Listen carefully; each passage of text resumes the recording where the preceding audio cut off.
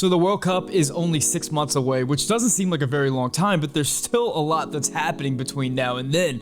The European season is almost coming to a close, and there are a significant number of our players, some of our top players, who are involved in some pretty big transfer rumors. I mean, Christian Pulisic, Weston, McKennie, Serginho Dest, Brendan Aaronson, Chris Richards, a lot of the players who are going to be on the field in Qatar are involved in transfer rumors. It's time for us to go through this list, talk about where these players could potentially be going, what are their situations with their club right now on this episode of the Yank Report.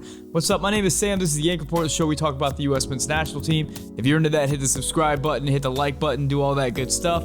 Before we get into what Christian Pulisic's near future could look like, let's hear a word from today's sponsor. Our partners at BetOnline continue to be your #1 source for all your betting needs and sports info. Find all the latest sports developments, including the latest odds on the NBA playoffs, fights, and even next season's futures. And don't forget that the MLB is back as well. Who are you picking to win the World Series? BetOnline is your continued source for all your sports wagering needs, including live betting and your favorite Vegas casino and poker games. It's super easy to get started, so head to the website today or use your mobile device to join or use our promo code BELIEVE. That's BLEAV to receive your 50% welcome bonus on your first deposit. Bet online, where the game starts. You know, it's funny, every time we do one of these transfer speculation videos, Christian Pulisic's name always pops up. It seems like he's been a subject of transfer speculation ever since, even before he signed his contract with Chelsea. Chelsea's known as one of these super clubs where players are always coming in and coming out, so it makes sense. But it even makes more sense right now because Chelsea is going through that ownership shakeup where Roman Abramovich has been forced to sell the club, and American Todd Bowley has purchased the club, a guy that looks a lot like Kurt Russell. And with all these shakeups, Chelsea has seen a lot of their players exiting the club. I know Rudiger's a big one. Marcus Alonso's one. There's all these rumors circulating that Chelsea are going to be parting ways with a lot of players, and there's no real guarantee that the new ownership is going to come in and want to spend the same amount of money that Roman Abramovich has been spending, that crazy amount of money to keep Chelsea as one of the top clubs in the world. So there's a lot that's going on there. And then, you know, there was a tweet by Mark Pulisic, Christian's dad, talking about frustrations Christian is having at the club. And then there were some rumors that popped up that said Juventus is interested in Christian Pulisic, which is, you know, really interesting, and it's got a lot of Americans excited, Americans who want to see Christian take on a bigger role at his club, whereas right now with Chelsea, he's kind of one of the guys, but he's not the guy. Now, to Christian's credit, he has stated, I think time and time again, that he's really happy at Chelsea. He's really happy living in London, and I think Mark Pulisic even said that in his infamous tweet, that Christian is happy at the club. It sounds like Thomas Tuchel is happy with Christian at the club. So to me, it does not seem like there's a lot of smoke to this rumor. And the rumor is from an Italian publication that's not very high on the Italian tier list of reputable sources, so there is that as well. Now, Chelsea is rumored to be making a lot of changes in this offseason. We already know about a lot of players leaving the club, so there'll likely be some other players coming into the club. Christian's going to have, as he's had since he's arrived at Chelsea, he's going to have to compete for those spots, but I think he's more than up for that challenge. So whether or not Christian will leave Chelsea at the end of the season remains to be seen. He's still under contract for a few more years, and it seems like he's happy where he's at, and it seems like Tuchel is happy keeping him there. So that's about where I'm at on it. For me, it does not seem like this Juventus move is very likely. Now, from a rumored Juventus move to a player who's currently at Juventus, Weston McKennie, of course, had a tremendous season at Juventus before getting injured. He is currently out with an injury and will be out for the rest of the season. Now, Weston McKennie, just like Christian Pulisic, since arriving at Juventus, there has been rumors circulating that he could potentially be leaving Juventus. There's been a number of clubs that have popped up as potential destinations for Weston McKennie. The latest one is Atletico Madrid. There's rumors that Alvaro Morata will be swapped with Weston McKennie. I believe Morata's currently at Juventus on a loan deal, which would be interesting. You know, Atletico Madrid is a perennial Champions League team under Diego Simeone. They play a really hard-nosed, counter-attacking style of soccer, and I think Weston McKennie would fit in there. I think Weston McKennie would fit in a lot of places. Now, Atletico Madrid is not the only team that's after Weston McKennie. Tottenham has long been rumored rumored as a potential destination for Weston McKennie. That's a rumor that you see pop up all the time.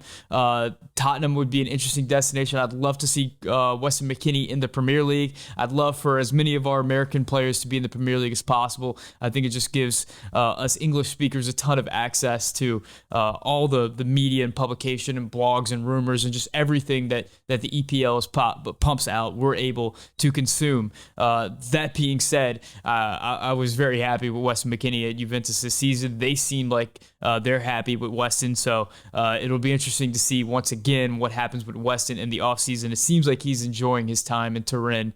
I wouldn't surprise to see him stay put, but also, if the transfer comes through and Weston's able to get a big payday, either moving to the EPL or moving to the Spanish Premier Division, either way, I have a lot of faith in Weston. I think he's one of, if not the best Americans playing soccer in the world right now, and I think he'll fit in wherever he decides to go. Now, one real interesting transfer saga has been Sergiño Dest. Sergiño Dest has been rumored to be connected with different clubs ever since he arrived at Barcelona, and certainly ever since Xavi arrived as the Barcelona head coach. There's been rumors of Dest not meeting Xavi's expectations, and Xavi feeling like Dest is on his way out. In the last transfer window, there was a bunch of rumors connecting Dest to a possible move to Bayern Munich. The interesting thing right now is Xavi seems to have had a complete 180, and he sees Dest as part of his club moving forward, as a big part of the group moving forward, as a part of the project that he's building over at Barcelona. So the big surprise here is that Dest is not on the transfer block and looks to be one of the key cogs in this Barca project moving forward. However, it must be said that we know that Barca is in a troubling financial situation and that everyone is for sale for the right price. So if some club decides that they have to have Sergiño Dest and put on a big offer for him, then potentially Sergiño Dest would be on his way out as well. Another interesting twist to the Dest situation is that it seems like Barca is heavily after Chelsea former right back, current captain, current right center back, Cesar Azpilicueta. Now, Cesar Azpilicueta, I don't know if he's still a right back. I mean, he's been playing right center back in the three-man back line for Chelsea for a while. I'm not sure if he's got that athleticism to really get up and down the sideline anymore like he used to. He might be more in the center back role for Barcelona, and I don't know if Barcelona really want to have two really aging right backs and see Dest leave. Doesn't make a lot of sense to me, but it is something that's out there that people are discussing as a reason why Barcelona might be interested in moving Sergiño Dest. At the moment, though, it seems like he's going to stay put at Barcelona. Now, I wanted to bring up Gio Reyna because, there's no transfer rumors about Gio Reyna right now, and of course, he missed a large part of this season due to injury, but I think it should be said that, Gio Reyna came into Borussia Dortmund as a teenager. He's still a teenager, but after a few seasons at the club, I feel like his position within the club is changing, and with it, Erling Haaland moving on to Manchester City, I think that Gio Reyna is going to come into the next season for Borussia Dortmund with a lot more expectation and a lot more responsibility on his shoulders. I think that Dortmund are really looking for Gio Reyna to break out in a big way and become one of the world stars of football, one of their big attacking players that they can rely a lot upon in the next season. And I think it's going to be a really interesting time to watch Gio Reyna and see how he grows into that role, how he handles more responsibility. I think he's got a great head on his shoulders, and I think he's got the type of mentality that's going to be asking for more. I don't think he's going to be fazed by it too much, but I do think it's something interesting to keep our eyes on as U.S. soccer fans. How the role for Gio Reyna changes within Dortmund once Erling Haaland leaves and as he, gets a little bit more seniority at the club. Even though he's still a very young player, even though he's still a teenager, he's been at the club for a few years now, and the expectations are certainly going to change next season. We move to Brennan Aaronson, the Medford Messi, the player who has been at RB Salzburg over in the Austrian League for a few seasons now. Now, he's played really well, and he has said that he is looking for a transfer out of RB Salzburg this season. And Brennan, of course, has been linked heavily to a move to Leeds United. Leeds United were very much after Brennan Aaronson in the last transfer window and have maintained that level of desire for the player. Now, the big sticking point here is Leeds could possibly get relegated from the EPL, and that would certainly change up the amount of money that they get offered Brennan Aaronson and how heavily they're going to be interested in bringing Brennan to the club and how interested Brendan is to going to that particular club. So that's going to be a huge shakeup. If Leeds United do go down, which it seems kind of likely at this point that Leeds United is going to go down, that's going to change, and we'll need a new suitor for Brendan Aaronson. Maybe he spends another season in Salzburg. It seems like he's ready to get out. So Brendan Aaronson is going to be one to watch as regards to a transfer for the next season. Chris Richards has spent the last 2 seasons at Hoffenheim on loan, but it has been reported that Bayern Munich will be calling him back at the end of this season, so he will be at Bayern Munich at least during this offseason. Now, that doesn't necessarily mean that he's going to be playing for Bayern Munich next season. They could loan him out once again, or they could outright sell him.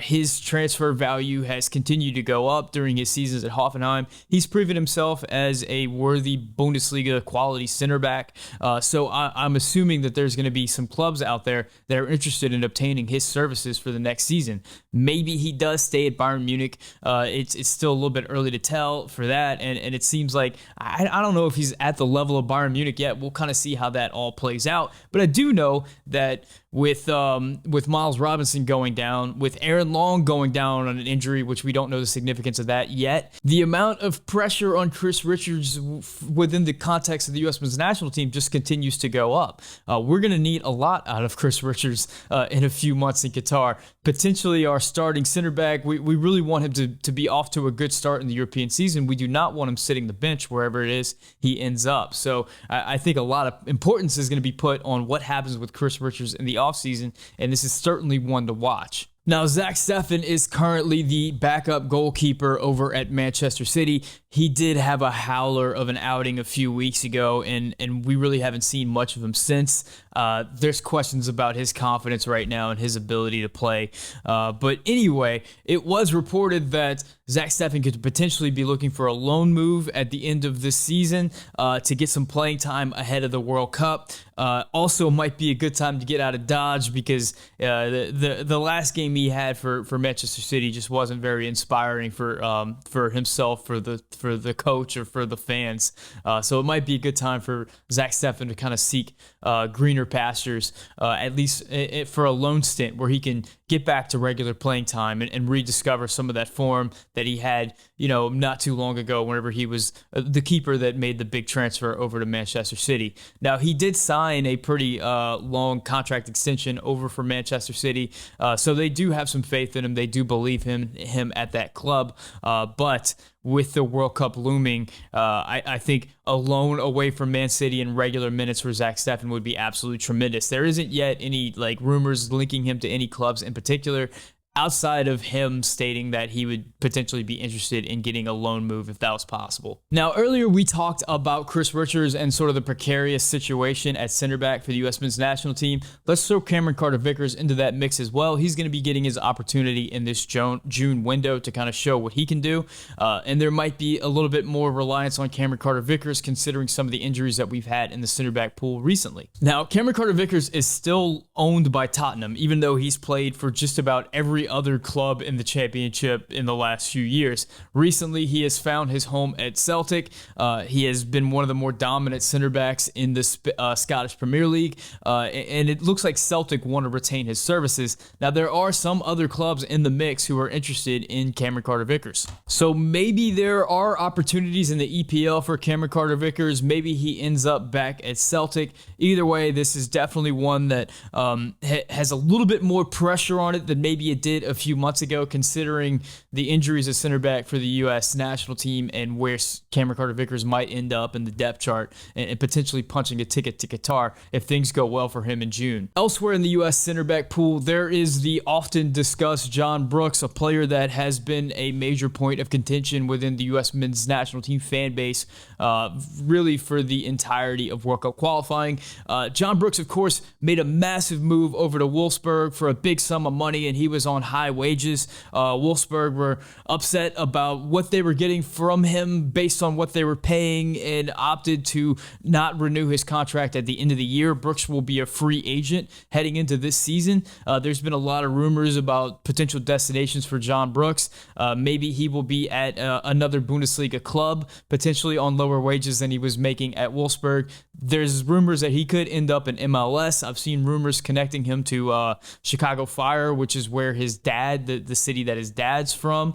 So there's that. There's not a lot of concrete rumors out there. This is all just a lot of conjecture that's out there in the wilderness. But John Brooks will be a free agent at the end of the season, so he will be moving somewhere. Where, we're not quite sure yet, but he will certainly be on the move away from Wolfsburg. Last but not least, we have Tyler Adams, the indomitable defensive midfielder for the U.S. men's national team. Now, Tyler Adams has been at Red Bull for his entire career. He moved from New York Red Bull over to Big Red Bull over in Leipzig and has gotten along pretty well in the Red Bull system. But there are rumors recently connecting him to Manchester United. Now, the big thing about these rumors, or a lot of them have to do with Ralf Rangnick being a big fan of Tyler Adams and thinking he can bring something to Manchester United. Now, Ralf Rangnick did just recently accept the job for the Austrian national team. Rangnick has expressed interest in being both the head coach of the Austrian national team and being a consultant for Manchester United. Whether or not that actually plays out is yet to be seen. I wonder if Manchester United, one of the biggest clubs in the world, are not going to be too keen on somebody having a part-time gig running the show for Manchester United. So how long Rangnick will be influential at Manchester United is yet to be seen. And if Rangnick goes, does that also take with him the interest in bringing Tyler Adams to the Manchester United team? That's another question that I have regarding the entire situation. That all being said, I think Tyler Adams is plenty good enough to play for a club like Manchester United. I'd love to see him make a move to the Premier League for the same reason that I'd love to see Weston McKennie make a move to Premier League. I think that both those players stand to become bigger stars in the United States if they're playing in the Premier League. One of the most watched leagues in the United States, and of course the English language have a ton of access to those players and to everything that they do. I would love to see Tyler Adams in the Premier League. And Tyler has stated in interviews that once he feels like he's done growing at RB Leipzig and he's ready to move on, then he'll be ready to move on. And I wonder, with the amount of time that he's been at Red Bull Leipzig and kind of the declining playing time, or at least not consistent starting that he's getting, if it's time for him to move on to greener pastures. It seems like, if you think about Tyler Adams having like his high school years at New York Red Bulls and then his college years at RB Leipzig, maybe it's time for him to move on and pursue adulthood somewhere else. If I was in his shoes, I think I would be considering that for sure. So that's all I have right now. Of course, there's a lot of other rumors out there. I mean, we know Matt Turner's making his move to Arsenal, and it'll be interesting to see how that shakes out with him getting playing time, whether or not he's loaned out or if he's just there as the backup, the same way that Zach Steffen is the backup over at Manchester City. There's rumors of Matthew Hoppe potentially going to MLS and what that could mean for the striker pool. There's rumors connecting a lot of players to a lot of different places, but I think I wanted to concentrate on like some of the bigger ones that could affect the national team in the near term. So what transfer rumors are you most excited about? Is there somebody that I left out that you feel like definitely deserves to be in the discussion, at least in regards to potentially playing on the first team for the U.S. men's national team, potentially earning that trip to Qatar? Is there a move that you definitely don't want to see happen? Is there a move that you definitely want to see happen? Let me know in the comment section. As always, si puede hablar español, dígame un comentario en español. If you want the Yank Report in podcast form, you can get it anywhere podcasts are podcasted with the Yank Report podcast. Thank you guys so much for hitting the subscribe button, hitting the like button. I just dropped my pin. Chaos is happening right and left. Thank you to the members. If you want to become a member, you can do so. You get access to really cool badges. You can see some members only content, stuff like that. Shout out to my tier 2 members, Manuel Oliveras, Mike Irish, Chris Matassa, and Matthew Doyle. Guys, thank you so much for watching. My name is Sam, and this is the Yank Report brought to you by Bet Online.